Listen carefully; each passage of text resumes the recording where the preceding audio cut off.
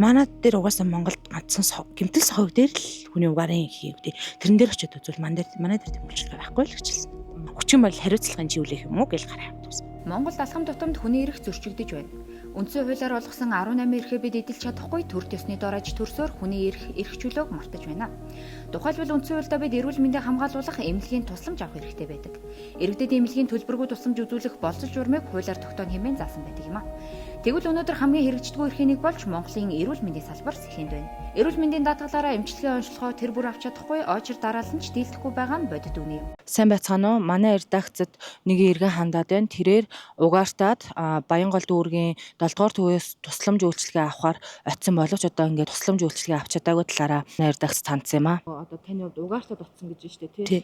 Та бол одоо яг түргэн тусламжийн үйлчилгээ авъя гэж утсан. Тий, өөрөө шүү дээ, сайн дураараа. Гэнэ ажилдаа явах зэрэг ингээд босод толгоор дотор талдаад хана. За яг л гэж бөөлжөд байгаа юм чи та. Ингээ боссон чинь бич бараг орон дээр 10 минут суусаа.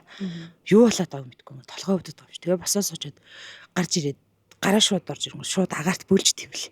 Эхлээл гэрээсээ гарч ирээд шууд бөөлжчөөд тэгээд энэ дээрээс такси бариад яваад очиод 7 дугаар төдөр очиод очиртай байсан. Тэгээ ингээ бүгдээрээ сууч. Тэгэхээр сууж байгаад очирлаа за чи орох уу гэдэг чи ороор гэл тэгж ийн уцаар яаж байгаа юм. Тэр сайн мэн үү гэдэг чи сайн гэдэг. Чи би ингээ үзүүлэх гэсэн юм аа. Би угаардчих шиг боллоо. Миний өөр ингээ толгой өвдөд дотор талтаад байна. Явж болтгоо манс хийдгсэн чи. Манад дээр угаасаа Монголд ганцхан гэмтэл сохог дээр л хүний угаарын хийгдээ. Тэрэн дээр очиод үзвэл манай дээр тэмүүлжлэг байхгүй л гэжэлсэн. За үйлчлүүлэгч 1 сарын 3-нд манай хүлээ авах яралтай тусламжийн тасаг дээр ирж 90 бие эмчт орж ирээд за би угаарын хордлогот орсон байж магадгүй юм шиг байна. Энийгээ тодорхойлуулъя гэдэг хүсэл тавьсан гэж би мэдээлэл авсан. Яралтай тусламжийн 90 бие эмчээсээ эмч бол угаарын хордлогыг тодорхойлдог 2 газар байгаа. За нэг нь бол госпитал цэргийн төв эмнэлэг, нэг нь бол нийгмийн эрүүл мэндийн үндэсний төв дээр авдаг. За госпиталыг зааж өгөөд чиглүүлээ явуулсан байсан. За өвчтний хувьд бол өөрөө 2 хөл дээр орж ирсэн. За тэгээд асуугаад ярилцаад ингээд өөрөө хүсэлтэд хэлсэн байсан. За тэгээд би бас яралтайгийнхаа эмч нарт 11-11-т гомдол бас давхар өгсөн байсан. Тэрний дагуу араас нь мөрөөр нь үйлчлүүлэгчтэй холбогдоод тэгээд одоо биеийн байдал ямар байна, ирж тусламж үйлчилгээ авах саналуудыг бүгдийг тавиад манай чанарын албанаас бол иргэнтэй холбогдсон байна. Уг нь эрүүл мэндийн даатгал төлөөд байгаа шүү дээ. Тэрэндээ үйлчилгээ авах хэрэг ямар ч тийм үйлчилгээ байхгүй. Үнэхээр гомдолтой байна. Тэгэхээр Монгол улсын үндсэн хуультай иргэн бүрийн хүн маань өөрөө эрүүл мэндийг хамгаалуулах, эрүүл мэндийн тусламж үйлчилгээ авах хэрэгтэй гэж баталгаажуулсан. Нөгөө талаар бас үндсэн хууль заасан журам дүүргийн нэг нь бол иргэн өөрөө эрүүл мэндийг хамгаалах хэрэгтэй. Тэгэхээр тэр хамгаалах үүрэг нь юу вэ гэхээр иргэн өөрийнхөө эрүүл мэндэд анхаарч тийм ээ биеийнхээ эрүүл байлгахад анхаарч одоо эмнэлэгт хандах, хөрсөн сэргийлэх, үзлэг хийлгэх тийм ээ одоо энэ эмчилгээ үйлчлэгээнүүдийг бол авах одоо өөрийнхөө биеийг бол эрүүл мэндэд анхаарах нь бол үүрэг нээдэг.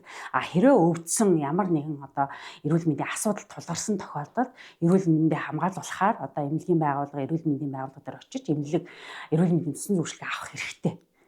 За тэгэхээр төр буюу одоо төрийн байгууллага тэр дундаа эрүүл мэндийн байгууллага өөрөө хүний эрхийг хүндэтгэж хамгаалах үүрэгтэй байдаг.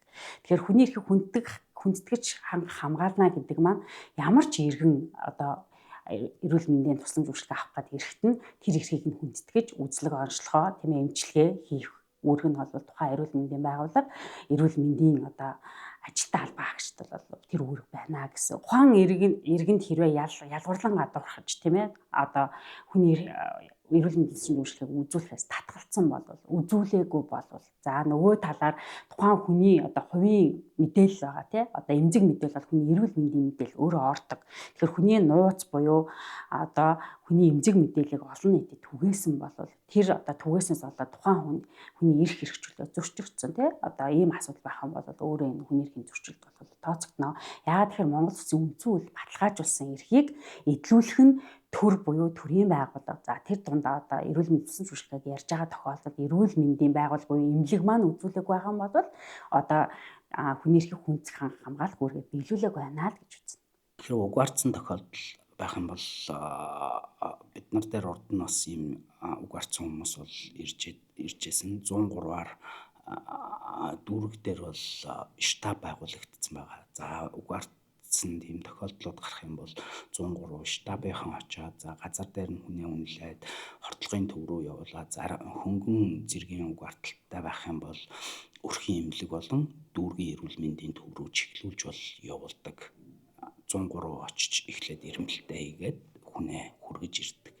За хөнгөн зэргийн хордлогуудыг бол энд эрүүл мэндийн төв дээр яаралтай тусламжийн тасаг дээр бол хордлогын тайлах эмчилгээнүүд нь бол хийгдэж явдаг. Ийм зарчим та. Эмнэлэг твтэх очир авахар очиод тэр доороо хэвтэх боломжгүй. Өнөө маргаашаа хүлээж байгаа өвчтөнд 2 сарын дараах очир бичиж өгөх нь наад захын асуудал болжээ. Эрүүл мэндийн салбар шинжилэлт хийж байна гэж дарга сайд нар ярьдаг ч тогтолцооны гажуулыг засаж чадахгүйгээр үүнийг өөрчлөх боломжгүй юм а.